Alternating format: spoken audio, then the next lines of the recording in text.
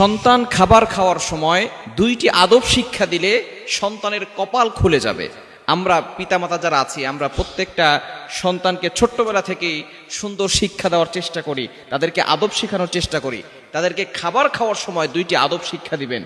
কিন্তু দুঃখজনক হলেও সত্য, অধিকাংশ পিতামাতা তারা সন্তানের কপাল খুলবে দূরের কথা, এমন বদদোয়া দিয়ে দেয়, এমন অভিশাপ করে, সন্তান একটু দুষ্টুমি করলে, একটু ফাজলামি করলেই বাবা মা বদদোয়া দিয়ে দেয়। অনেক মা আছে বারবার অভিশাপ দিয়ে দেয়।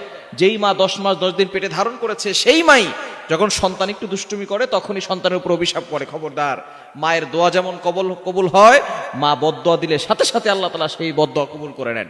এজন্য সন্তানকে কখনো অভিশাপ করবেন না, সন্তানকে বদদোয়া দিবেন না। সন্তান দুষ্টুমি করবে, তাকে বোঝানোর চেষ্টা করবেন। বিশেষ করে খাবার খাওয়ানোর সময় যদি আপনি দুইটি আদব শিক্ষা দিতে পারেন, তাহলে ওই সন্তানের কপাল খুলে যাবে।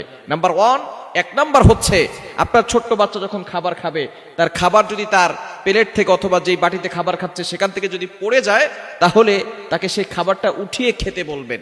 এটা হচ্ছে অপচয় করা থেকে আপনার সন্তান শিক্ষা নিবে, আদব শিক্ষা নিবে যে অপচয় করা যাবে না। ওসমান রাদিয়াল্লাহু তাআলা আনহু সবচেয়ে বড় ধনী সাহাবী ছিলেন। ওসমান রাদিয়াল্লাহু তাআলা আনহু একবার নবীজির কাছে গিয়ে বলেন, ইয়া রাসূলুল্লাহ, ইয়া হাবিবাল্লাহ, আমাকে এমন কিছু বলে দেন যাতে করে আমার সম্পদ কমে যায়।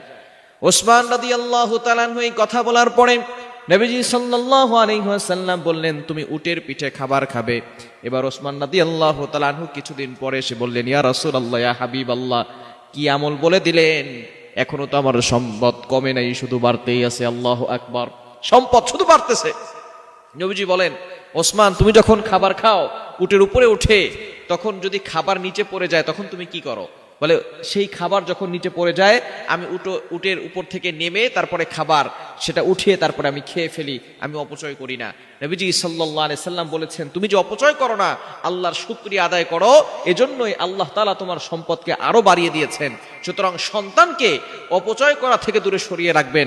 সন্তান যদি অপচয় না করে, আল্লাহ পাক রব্বুল আলামিন যেভাবে ওসমান রাদিয়াল্লাহু তাআলা আনহুকে ধনী বানিয়েছেন, আপনার সন্তানকেও ধনী বানাতে পারেন। আপনার সন্তানকে অবশ্যই অপচয় করা থেকে দূরে সরিয়ে রাখবেন, এবং আমরা সবসময় চেষ্টা করব অপচয় যাতে করে আমাদের দ্বারা না হয়ে যায়। সুতরাং 1 নাম্বার, খাবারের সময় আপনি আপনার সন্তানকে যে আদব শিক্ষা দিবেন সেটা হচ্ছে অপচয় না করা। খাবার নিচে পড়ে গেলে সেটাকে উঠিয়ে খাওয়া, এই শিক্ষা আপনার সন্তানকে দিবেন। নাম্বার 2, দ্বিতীয় নাম্বার হচ্ছে খাবার শুরুতে বিসমিল্লাহ বলা। কেননা যেই খাবারের শুরুতে বিসমিল্লাহ বলা না হয়, সেই খাবারের ভিতরে শয়তান প্রবেশ করে, এবং শয়তান যখন প্রবেশ করে ওই খাবারে কোনো বরকত থাকে না। অনেক ফ্যামিলিতে দেখবেন টাকা পয়সা ঠিক আছে, ইনকাম সোর্স ভালো, বাবা ইনকাম করে, মা ইনকাম করে, ছেলে ইনকাম করে, বোন ইনকাম করে, সকলে ইনকাম করে, তারপরে দেখছেন টাকার শেষ দিয়ে কোনো বরকত নাই। এটা হচ্ছে কাজের শুরুতে বিসমিল্লাহ না পড়া। শয়তান যখন ঢুকে যায় তখন ঘরের ভিতরে বরকত কমে যায়, খাবারের ভিতরে বরকত কমে যায়। এজন্য অবশ্যই বিসমিল্লাহ বলে আপনার সন্তানকে শিখাবেন। এবং যদি বিসমিল্লাহ ভুলে যান, তাহলে একটি দোয়া আছে, বিসমিল্লাহি আউয়ালাহু আখিরা, এই দোয়াটা পড়ার চেষ্টা করবেন। শুরুতে বিসমিল্লাহি ওয়া আলা বারাকাতিল্লাহ, যদি এত বড় দোয়া না পারে তাহলে বিসমিল্লাহ বলেই খাবার শুরু করলে কোনো সমস্যা নাই। তবে যদি বিসমিল্লাহ বলতে ভুলে যায়, তাহলে বিসমিল্লাহি আউয়ালাহু আখিরা এই দোয়াটা পড়া শিখাবেন। এবং খাবার শেষে একটি দোয়া রয়েছে, বিশেষ করে এই দোয়াটা যদি না পারে, আলহামদুলিল্লাহ এতটুকু বললেই হবে। আপনি খাবার খেয়েছেন, আল্লাহর প্রশংসা আদায় করেছেন, এটাই হচ্ছে আল্লাহ তাআলার শুকরিয়া আদায় করা। আপনার সন্তানকে ছোট্টবেলা থেকে শিখাবেন, যেই খাবার খাবে খাবারের শুরুতে বিসমিল্লাহ পড়বে। যদি বিসমিল্লাহ ভুলে যায় তাহলে মাঝখানে যদি মনে পড়ে তাহলে একটি দোয়া পড়বে, এবং খাবারের শেষে সে আলহামদুলিল্লাহিল্লাযী আত'আমানা ওয়া সাকানা ওয়া জাআলানা মিনাল মুসলিমিন, এই দোয়াটা পড়ার চেষ্টা করবে। যদি দোয়াটা পড়তে না পারেন, আপনি আলহামদুলিল্লাহ শিখান আপনার সন্তানকে, আপনি আর সন্তানকে আলহামদুলিল্লাহ বলা শিখান খাবারের শেষে, আপনি নিজেও পড়েন, দেখবেন আপনার ঘরের ভিতরে আল্লাহ তাআলা বরকত দিয়ে দিবেন, বৃষ্টির মতো আল্লাহ তাআলা বরকত নাজিল করবেন। সুতরাং এই দুইটি আদব আপনার সন্তানকে শিখাবেন। এখন সন্তানকে শিখাতে হলে আপনাকে নিজেকেও আমল করতে হবে। অনেক বাবা মা আছে বলে, আমার সন্তানকে একটা কথা বলি শোনে না। আপনি নিজে নামাজ পড়েন না, নিজে টিভি দেখেন, নিজে টেলিভিশন দেখেন, নিজে ফোন সবসময় ব্যবহার করেন, আর বলেন সন্তান তুমি ফোন ব্যবহার করো না, তুমি নামাজ পড়ো, তুমি টিভি দেখো না, তুমি এটা করো না সেটা করো না, নিজে আপনি উল্টাপাল্টা করবেন আর সন্তান আদর্শ হবে, এটা কখনো সম্ভব নয়।